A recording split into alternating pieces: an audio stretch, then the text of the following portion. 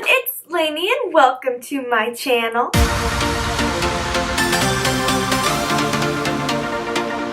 If you are new to my channel, I am so excited that you are here, and if you are returning to my channel, thank you so very much. I truly appreciate it. You guys, I'm looking real fresh-faced. I'm not dressed for the day. I just got out of the shower and I need to do my face.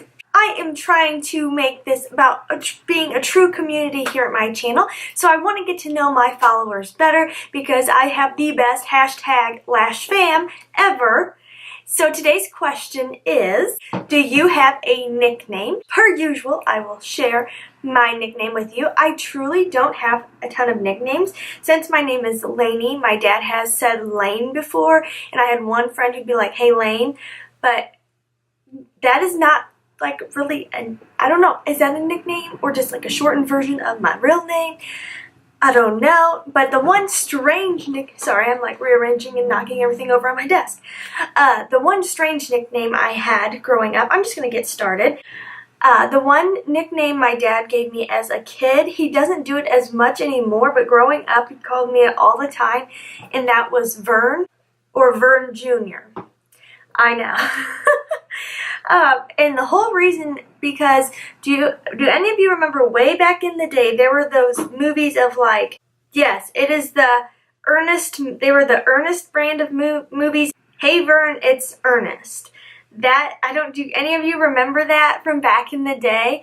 So those movies were out, I'm guessing in like the late 80s, early 90s. I remember the guy's face, but I don't remember at all what the movies are about. So for some reason, my dad started calling my mom Vern because of those movies. So then he would call me Vern, or he would call me Vern Jr. or VJ for Vern Jr. That's my nickname. I know, super random. Do any of you have like really random nicknames that have absolutely nothing to do with your actual name? If so, leave it down below. I would love to get a good giggle today. But I'm having some major sinus issues. Take that off, it's driving me crazy. I'm having some major sinus issues, which is clogging up this ear and driving me crazy. Whenever I get stuffed up, it goes right to this ear every time. Have any of you ever gone to like an ear specialist? I'm kind of wondering if I should, because this ear has clogged up at least 4 to 6 times in the last year. And it isn't super painful, but it's very uncomfortable. And it's so annoying having that feeling of having fluid in your ear. It's only this one. And this ear has a lot of scar damage on the eardrum from having really bad ear infections as a kid. I had really bad ear infections several times, although I never had to have tubes. Did any of you have to have tubes? I know my cousin did. Can they do that in adults? Because maybe I need that to help the fluid drain out.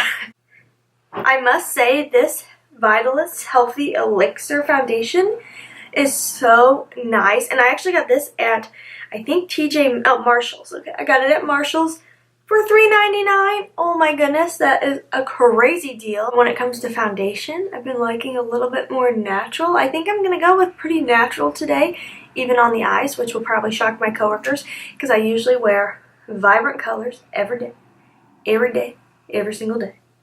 I just love having fun with my makeup before I go into work. This is the concealer by Flower Beauty. Super nice. But this, I believe, is the fairest shade. And it's not very fair. Like, if you had really a super fair complexion, it's going to be dark on you. This primer, to me, is so intriguing because, seriously, I made a whole video of it. I said I didn't like it. I was going to give it away to a friend. And I was in a bind. I was in a hurry. And I saw it and I grabbed it one day to use real fast. I was like, oh, it's better than nothing. And I decided to blend it out because the other time, when I used it the first couple of times, I don't remember ever blending it out. I would just put it on and kind of pat it out with my finger. But if I use a brush, it takes off extra product. And I think that was the problem because I was getting so much bunching in my eye creases using this primer. When I use a brush, it absorbs enough of that extra product that then I don't get that bunching up in the creases, which is awesome. And it actually works really good when I do that. So sometimes it is interesting how you can try products, you think you don't like it, and then you try it again and you're like, oh, I kind of like you. I do have my tea here. It is rose tea. try to help some of the drainage, not to get too disgusting and TMI. I know sinus drainage is so fun to talk about. Oh, that's really hot. So what's new in your guys' world? Share down below. I love hearing from you guys. Seriously, every time I get a new comment, I'm like, oh my gosh, yay! Not a lot new in our life right now. We are just trying to adjust to where we're living. It has been a difficult transition, to be honest. I like to keep things positive here on my channel, but to be honest, the transition has been rough. The last place we were living, I truly loved with all my heart. Like, I could have stayed there my entire life and been totally fine with it. I always knew the whole time we lived there was a good chance we would end up leaving, just because with my husband's line of work, the company he works for, people move a lot, especially if you want to try to find better opportunities within the company.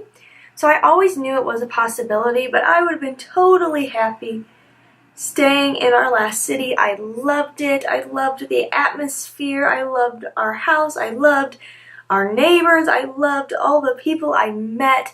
I had some of the best friendships of my life there. I can honestly say the place I worked, which I'm so blessed to have been able to transfer, so blessed that I could transfer in the company and took that stress off of my shoulders if I didn't have to hunt for a new job. that is a huge blessing.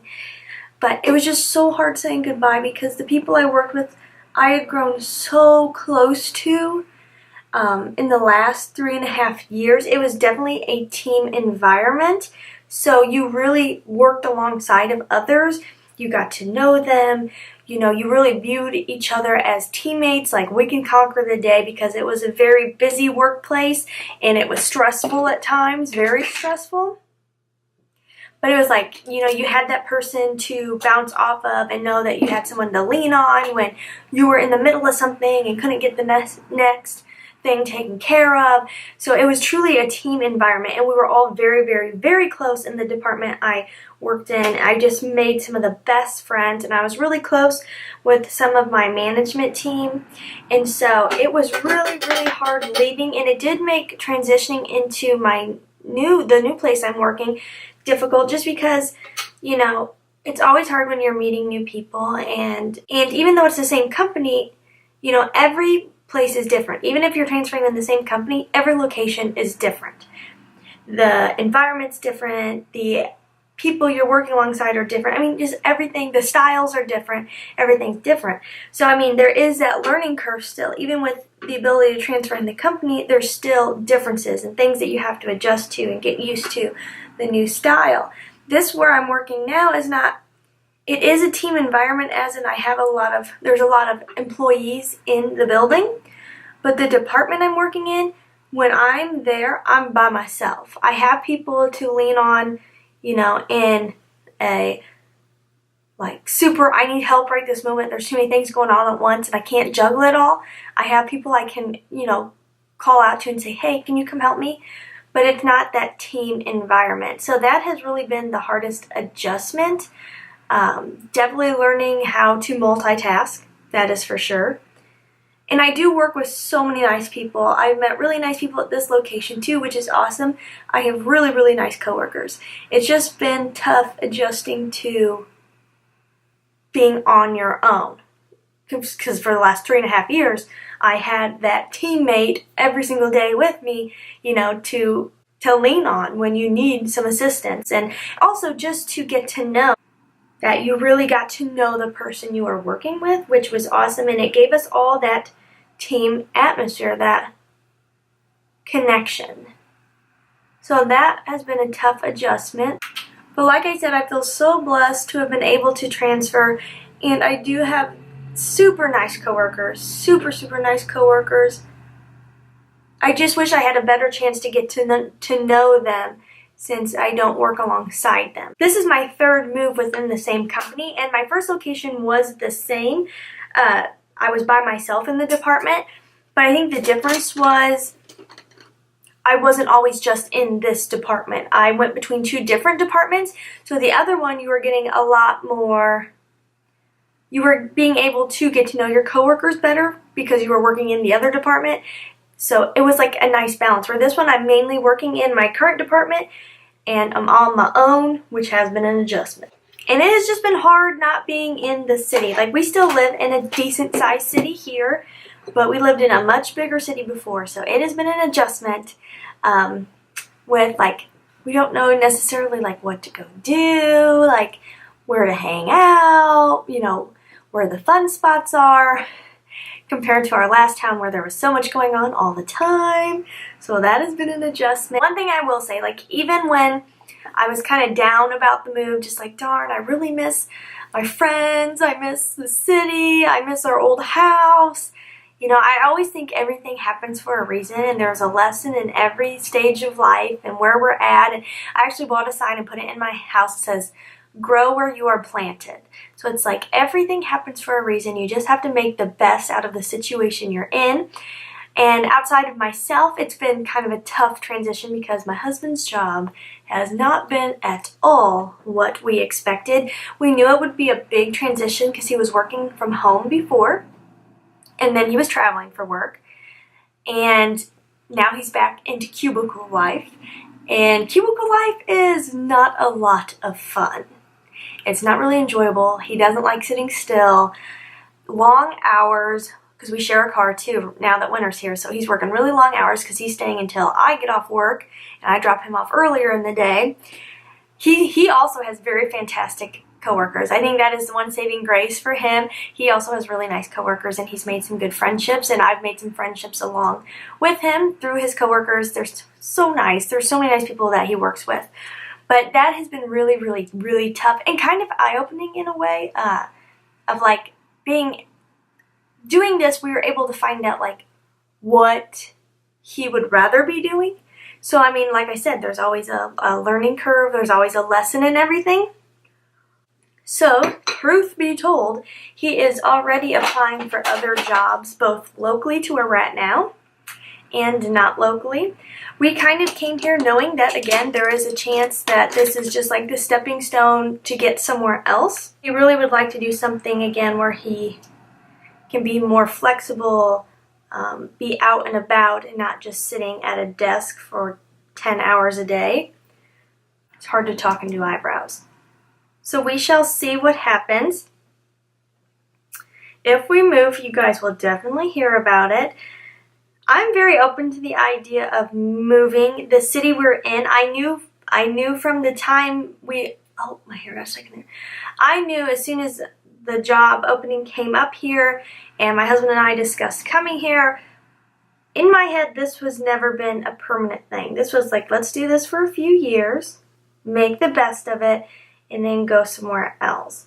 I'm not like a huge city person. Like, I could never live in Chicago or New York City. Like, that is just too much for me. But I'm definitely like a mid-sized city person.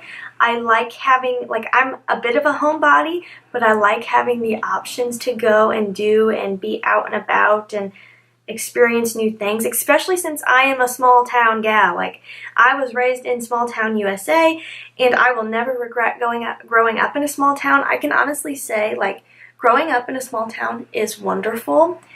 Obviously, there are downsides. You don't have access to some of the same classes that big schools have, like education opportunities. But growing up in a small town is so special. Like, I will never regret that. Sometimes I go back and forth, like, would I want to raise my kids in a bigger city? Would I want to raise them in a smaller town? The reason I loved growing up in a small town was because of the fact that you knew everyone. And in one way that's bad, I guess. If you don't like the people you're around, you're kind of stuck with them. But I was so lucky that where I went to high school, for the most part, things were really, I mean, obviously we all have our high school up and downs, but I went to high school with some really nice people. Like, in my class, like, people were very, very nice. And like, those are memories I wouldn't trade for the world. And the fact that I can look back and like be like, okay, I truly knew them. Like, I can look through my yearbook and be like, I knew all of these people. I remember all of these people. I talked to all of these people. Where, like, my husband, who went to a huge high school, looks back at his yearbook and is like, I think I knew like 5 of these people on this page. And I'm like, oh, I know every single one. So definitely don't regret that. But then so that's where I go back and forth. It's like, would it be better to raise kids here where it's a little bit smaller? Would it be, I mean, it's not nearly as small as where I'm from, though. Let's just clear that up. Where I grew up is like this big, and like where I'm living now is like this big. Where I lived before was like this big. So I do go back and forth, like what would be better for children? I don't know, because I do see the upside to living in a bigger area and the opportunities. I think the one thing growing up in a bigger area, it makes you braver and less scared of the world. Like, I'm a scaredy cat and I'm scared of the world. Like, I don't like to go places by myself, and I'm not like super independent in that way because I'm from a small town and I never went to the city by myself. So I do think in one way growing up in a big city makes you braver and like bolder, and so sometimes I'm like, maybe it would be better to raise kids in a bigger area, but then there's that safety net of raising your kids in a small town where everybody knows each other and you know people are looking out for one another. Because that's one thing in the city, nobody's looking out for you, okay? You are on your own. I'll never forget when my friend who lives in Florida, and she went to a big high school and everything in a fairly large area, and when she would come visit me in my little town, we'd be driving around town and people wave at each other. Like when you're driving around, or when you're just like driving, people wave at each other when they're driving. And I'll never forget, she goes, "Do you know all these people?" And I was like, "Oh, no." And she was like, "Why are they waving at you?" I'm like, "I don't know, it's just something we do." And she was like, "Oh, we don't do that where I'm from."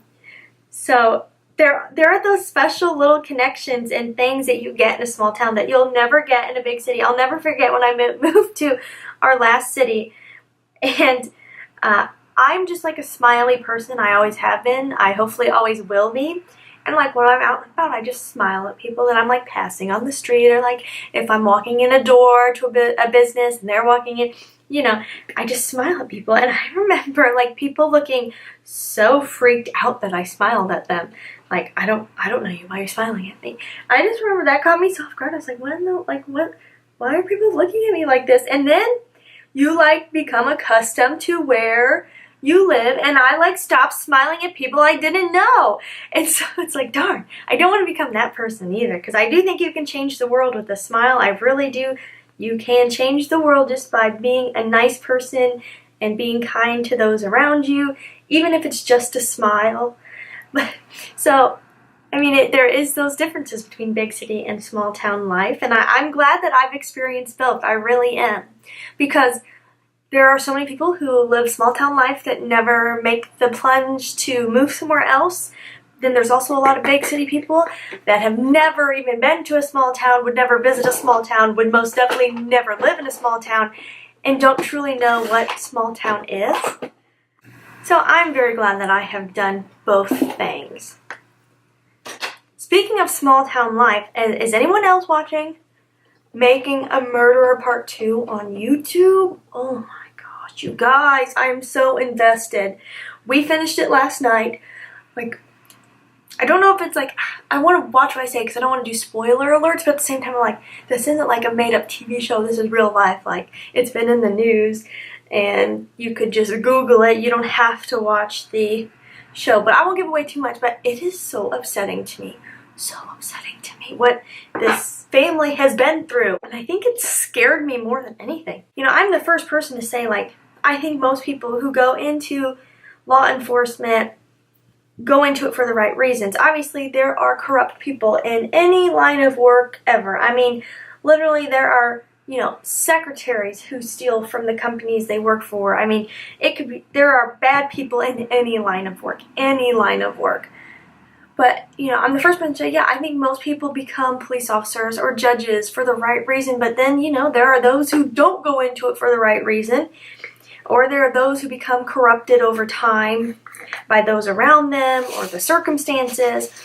But this has been so eye-opening because it's just like, wow.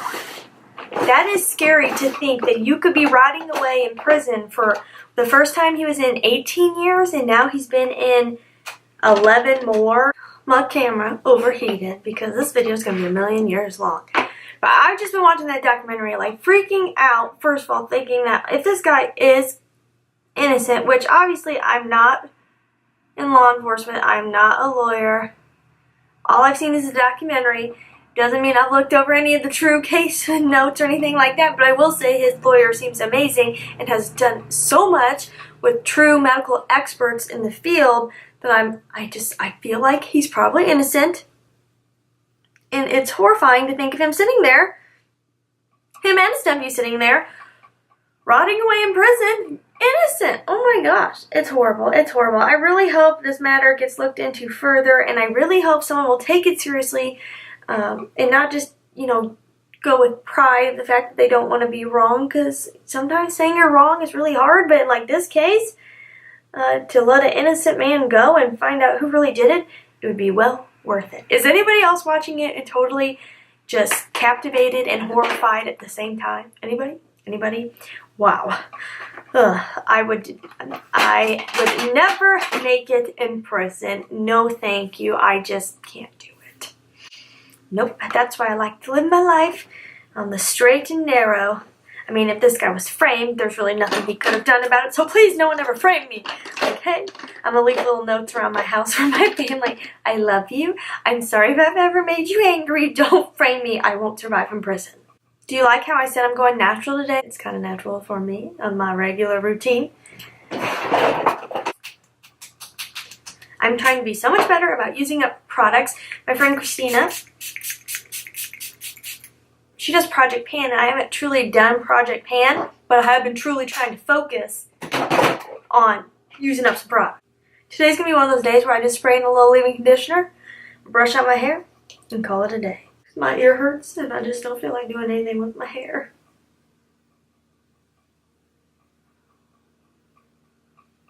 So, back to the moving thing. If we were to move, there's a couple locations that I think would be really neat. Some that I'm like, okay, it would be worth the opportunity for him to try a different field at his company, but I'm like, that'd be like a major move. Like, one of the cities is, I was saying, like, I liked the size of city we're in now, but I really liked the size of city we were in before. The one city is like, you can't even see my hands. It's out here. It's a big city.